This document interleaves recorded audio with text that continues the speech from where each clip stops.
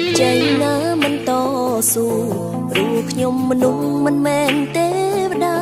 ទើបខ្ញុំខំជំនះឲ្យបានមានថាស្រីជាមនុស្សទន់ខ្សោយជួនពេលខ្លាំងមានគេបាញ់ឈឺចង់បំបាំងទឹកចិត្តក៏ដោយក៏ម្នាក់នេះមិនទន់ខ្សោយទូទន់តាមពាក្យគេថាខំរាប់រងការងាររាប់មុខតាំងពីព្រឹករហូតទល់យប់មិនមែនខ្ញុំមិនចេញនឿយហត់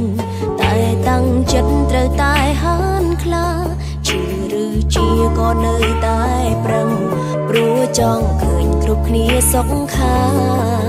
នោះគឺគ្រួសារនិងមនុស្សជុំវិញខ្លួនមនុស្សស្រីត្រូវតែរឹងមាំត្រូវធ្វើខ្លួនឲ្យមានតម្លៃត្រូវរៀនសម្រេចជោគជ័យដោយដៃខ្លួនឯងមនុស្សស្រីគ្រប់គ្នាមិនអន់បើតាំងចិត្តយើងនឹងអាចធ្វើបានត្រូវតែក្លាហានធ្វើខ្លួនជាមនុស្សស្រីរឹងមា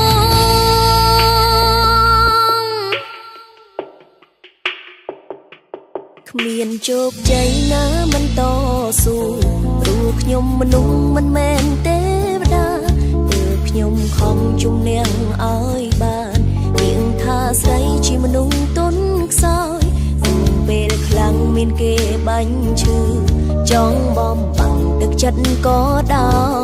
យក៏ម្នាក់នេះមិនទន់ខ្សោយទូទន់តាមពាក្យគេថាខំរាប់រងការងាររាប់មុខតាំងពីព្រឹករហូតទល់យប់មិនមែនខ្ញុំមិនចេញនឿយហត់តែតាំងចិត្តត្រូវតែហានខ្លា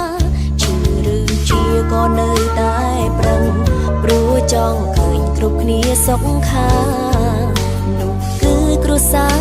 និងមនុស្សជុំវិញខ្លួនមនុស្សស្រីត្រូវតែរឹងមាំត្រូវធ្វើខ្លួនឲ្យមានតម្លៃត្រូវរៀនសម្រេចជោគជ័យដោយដៃខ្លួនឯងមនុស្សស្រីគ្រប់គ្នាមិនអន់បើតាំងចិត្តយើងនឹងអាចធ្វើបានត្រូវតែក្លាហានធ្វើខ្លួនជាមនុស្សស្រីរឹងមាំ